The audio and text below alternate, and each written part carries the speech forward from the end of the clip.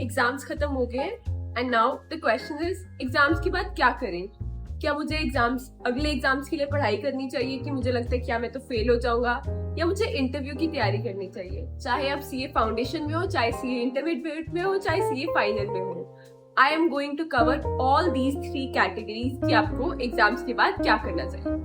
So what are you waiting for? Watch this video till the very end to know कि आपको exams के बाद क्या process. Hi everyone, welcome to my YouTube channel. My name is Tanvi Sukhija and I am on a mission to help students and freshers to launch their career in the professional world by rising from mediocrity to excellence. Number 1 is CA Foundation. CA Foundation के आपके papers हो गए, आपका 12th का exams होने के बाद ही आपने अपनी CA Foundation के पेपर दिए होंगे अगर आप डायरेक्ट एंट्री रूट से नहीं है तो।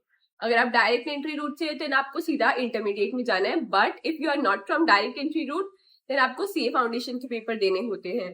तो once you have given your CA foundation exams, 2 type की कैटेगरीज होगी, इसके अंदर सब डिविजन होगी कि आपको पता है कि आपका क्लियर हो जाएगा। आपको 50-60% चांसेस लगते हैं that you will clear in this attempt. And next is कि आपको लगता है कि आपके पेपर्स इतने अच्छे नहीं हुए हैं and you will have to give it a reattempt. सो हमें क्या करना है, इफ यू आर कॉन्फिडेंट कि आपके 50-60% कॉन्फिडेंट कि आपके एग्जाम्स बहुत अच्छे हो गए हैं एंड आपको होप है कि आप पास हो जाओगे, then well and good. Try researching about intermediate coachings कि आपको कहाँ कहाँ किस किस सब्जेक्ट की कोचिंग लगनी है, whether you will take pen drive coaching or you will take live classes or you will take face to face classes, whatever it is as per you, you will have to decide कि हाँ मुझे ये करना है, मुझे इस subject की coaching इससे लेनी है, मुझे इस सब्जेक्ट की कोचिंग इससे लेनी है। How you can decide that? You can decide by talking to your seniors और आपके जो peers है वो जहां जहां कर रहे होंगे, बट उससे पहले आपको अपनी पूरी रिसर्च करनी है। यूट्यूब पे उन टीचर्स के लेक्चर्स पहले देखने हैं बिफोर टेकिंग इनटू और इनरोलिंग इनटू देयर क्लासेस। एक और चीज जो आपको करनी है कि आपको ये देखना है कि आपको कॉलेज कैसा करना है, whether you will be going for regular college, IGNOU जाओगे या डमी जाओगे। ये 3 ऑप्शंस आपके पास अवेलेबल होते हैं कि अगर आपको रेगुलर कॉलेज जाना है तो उसके लिए भी आपको इनरोलमेंट्स देखनी पड़ेगी, या आपको इग्नू में करना है तो आपको इग्नू की रजिस्ट्रेशन करानी पड़ेगी ICAI के पास। डमी करना है मतलब आपको कॉरेस्पॉन्डेंस डिग्री लेनी है तो आपको उसी वे यही वे फॉलो करना पड़ेगा। आई वुड रिकमेंड कि आप रेगुलर कॉलेज करो। It is manageable with your normal intermediate studies. I have done it, but उससे क्या बेनिफिट हो जाता है, आपको बात करने का तरीका आ जाता है। You will have to take part in a lot of activities in college, उसके साथ आपको मैनेज करनी होगी पढ़ाई, तो आपका मैनेजमेंट स्केड्यूल और आपकी जो कम्युनिकेशन स्किल्स और सॉफ्ट स्किल्स हैं और आपकी जो बेसिक स्टडी स्केड्यूल है ना वो इम्प्रूव हो जाएगा। तो if you want to take my opinion, I would definitely recommend you to go for direct college. Now coming to second category in CA foundation कि आपको लगता है कि आपके पेपर बहुत अच्छे नहीं हुए हैं और आपको आगे इसके लिए दोबारा अटेम्प्ट देना है।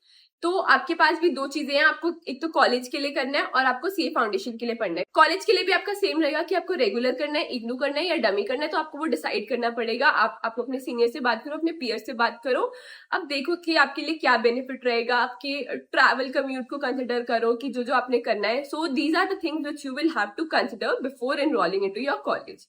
और नंबर 2, आपको क्या करना है, आपको फिर से पढ़ाई करनी है। जी हाँ, आपको रिजल्ट का वेट नहीं करना है कि आप सोचो कि मैं 2 महीने रिजल्ट का वेट करता हूँ और फिर पढ़ाई करूंगा, ऐसा नहीं करना है बिल्कुल भी। चाहे आप 3 से 4 घंटे पढ़ो, रोज आपको पढ़ना है, क्योंकि ये आपकी कंटिन्यूटी बनी रहेगी। अगर आप एग्जाम्स के बाद दोबारा ऐसे सोचोगे कि मैं 7-8 घंटे पढ़ के सीए फाउंडेशन क्लियर करूंगा, तो आपकी कंटिन्यूटी ब्रेक हो जाएगी, क्योंकि ये 2 महीने आपने बिल्कुल पढ़ाई नहीं करी, फिर 3rd मंथ आप कहते हो कि हाँ मुझे पढ़ना है, अच्छे से पढ़ना है।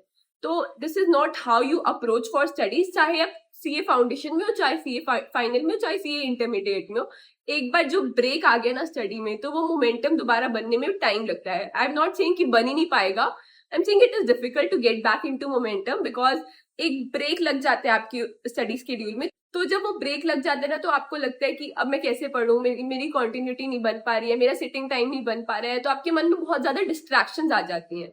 So in order to avoid that distraction, I am recommending you to study 2 to 3 hours और 3 to 4 hours, जितना भी आपकी मोमेंटम बन पाती है, जितना भी आपकी कंटिन्यूटी बन पाती है। आप बेसिक कॉन्सेप्ट्स याद कर लो, बेसिक कॉन्सेप्ट्स को समझ लो। नहीं भी आए तो क्या हुआ, आपकी नॉलेज बढ़ जाएगी ना, आपकी कंसेप्चुअल क्लैरिटी क्लियर हो जाएगी for CA intermediate. So it's a win win situation in both the side. तो आपको ये सब फॉलो करना है। Now coming to second category, अगर आपने सीए इंटरमीडिएट के पेपर दिए हैं तो आप उसके बाद क्या करोगे। Once you have given your CA intermediate paper, तो उसके बाद आपको आईसीआई टीएसएस करनी है बिफोर एनरोलिंग इनटू आर्टिकलशिप।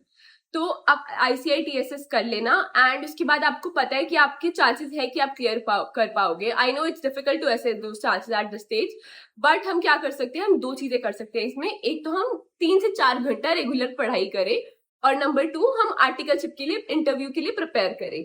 3 से 4 घंटा रेगुलर पढ़ाई करने का क्या बेनिफिट होगा, एक तो हमारी कॉन्टिन्यूटी बनी रहेगी, एक हमारी कंसेप्चुअल क्लैरिटी हो जाएगी, और हमारी आर्टिकलशिप की इंटरव्यू की प्रिपरेशन हो जाएगी।